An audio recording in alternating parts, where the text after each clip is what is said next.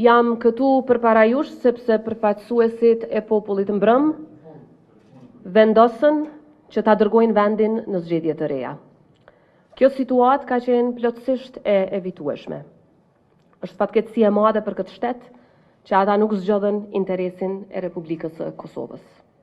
Prandaj sot në përputhje me Kushtetutën e Republikës së Kosovës kam nxjerrë dekretin për shpërndarje të kuvendit dhe nëpërmjet këtij dekreti po kryej detyrimin kushtetues i cili është i përcaktuar qartë.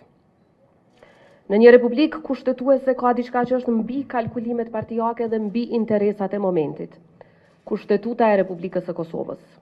Kushtetuta nuk është tekst ceremonial. Ajo është kontrata jone për bashkët si shtet. Është kufiri që politika nuk mund ta kaloj dhe busulla që institucionet nuk mund ta humbasin. Mbrëm, përpjekjet për zgjedhjen e një presidenti të ri dështuan.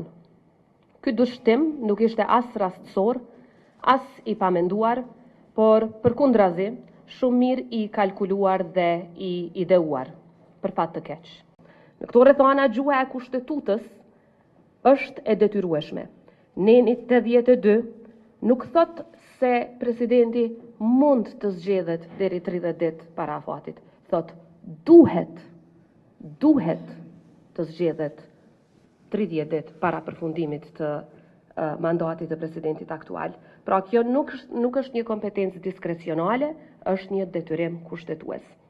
Dhe për këtë arsye, në përputhje me nenin 82 dhe nenin 86 të Kushtetutës së Republikës së Kosovës, kam vendosur ta shpërndaj kuvendin e Republikës së Kosovës dhe të shpall zgjedhjet e reja pas konsultimeve të cilat do t'i mbaj me partitë politike.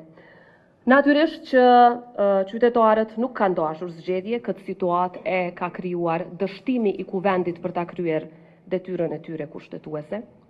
Askush nuk do duhej të dëshironte një cikël tjetër politik, sidomos në këtë moment kur vendi ka nevojë për stabilitet. Por këtu e sollën vendin njerëz të papërgjegjshëm e me qëllime të rrezikshme. Alternativa, pra, zvarritjet, do të krijonin situata shumë më të rrezikshme.